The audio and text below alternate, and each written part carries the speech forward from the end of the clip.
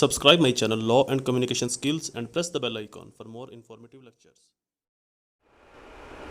Assalamu alaikum friends and viewers, I hope all are fine. This is Mubashir Iqbal, Advocate High Court and Legal Lecturer. आज तमाम अहले इस्लाम, मेरे दोस्तों, मेरे viewers, मेरे रिश्तेदार, मेरी फैमिलीज़, मेरे अजीज़ व अक़ारब को मेरी तरफ़ से मेरी दिल की गहराइयों से बहुत बहुत ईद की मुबारक। सुबह ईद है, आज रमज़ान अपनी तमाम रहमतों बरकतों के साथ इख्तिताम पजीर हुआ। जितनी नेकियां हमसे समेटी गई, जितने गुनाह हमसे बख्शवाए गए हमने बख्शवाए, फिर भी वो ज़ात रहीम है, करीम है, वो रमज़ान की मोहताज नहीं, वो जब चाहे बख्श दे। लेकिन बहुत बरकतों वाला महीना था, बहुत रहमतों वाला महीना था, बहुत फजीलत वाला महीना था जो आज अपने इख्तिताम को पहुँचा। पहले तो आप सब लोगों को रोज़ों की बहुत बहुत मुबारकबाद हो, और फिर उसके बाद सुबह ईद उल फितर है। मेरे तमाम दोस्तों को, व्यूवर्स को, रिश्तेदारों को, दोस्त अहबाब को, अजीज़ व अक़ारब को ईद उल फितर की मेरी दिल की अताह गिराइयों से बहुत बहुत मुबारक। हमारे नबी इकरम सल्लल्लाहु अलैहि वसल्लम ईद पर बहुत खुशी मनाते थे, और इस तरह से हमें भी इस पर खुशी मनानी चाहिए। नफ़रतों को भुलाना चाहिए, ख़ताओं को माफ़ करना चाहिए, सिला रहमी करनी चाहिए, दुश्मनियों को ख़त्म कर दें, दोस्तियों को बढ़ाना चाहिए। अगर कोई आपसे रूठा हुआ है तो उसके घर में खुद चले जाएं उसको मनाने के लिए। अगर आप किसी से रूठे हुए हैं तो तब भी उसके घर में चले जाएं उसको मनाने के लिए। वो आपका रिश्तेदार है, आपका दोस्त अहबाब है, आपके अजीज़ व अक़ारब हैं। जितना मुमकिन हो सके, जितना पॉसिबल हो सके, लोगों के साथ सिला रहमी करें, लोगों को माफ़ करें, क्योंकि माफ़ी अल्लाह ताला के नज़दीक सबसे बेहतरीन अमल है। उसकी वजह कि माफ़ी ऐसे ही है जैसे माफ़ी वाला शख्स ऐसे ही है जैसे अल्लाह ताला का नाइब, क्योंकि माफ़ी का जो इख्तियार है वो सिर्फ रब के पास है। रब के पास अगर कोई बंदा माफ़ी का इख्तियार अपने पास रखता है, किसी किए हुए को माफ़ कर दिया, किसी ने धोखा दिया, किसी ने दगा दी, किसी ने झूठ बोला, किसी ने तकलीफ़ दी, इज़ा दी, उसको माफ़ कर दिया, उसको बख्श दिया, उसको रब पर भी ना छोड़ा, बिल्कुल उसको सिरे से माफ़ कर दिया कि मैंने आपको माफ़ किया। ये अल्लाह ताला को बेहतरीन अमाल में से ये एक अमल लगता है, किसी को माफ़ कर देना।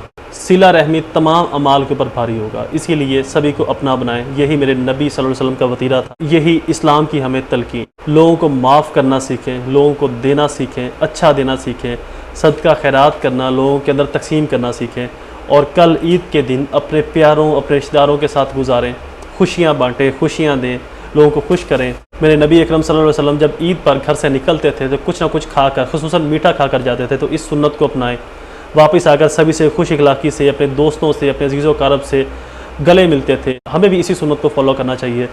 रंजिशों को दिल से निकालना, तकलीफ़ को, मुश्किलात को, रंजिशों को दिल से निकालना, बुग़्ज़, अदावत, कीने को दिल से निकालना, अपने दिल को साफ़ करना, लोगों को माफ़ करना, गले मिलना, खुशियाँ देना और खुशियाँ बाँटना, यही हमारा ईद, यही हमारा फ़रीज़ा होना चाहिए, यही हमारी तलकीन है और यही हमारी तालीम।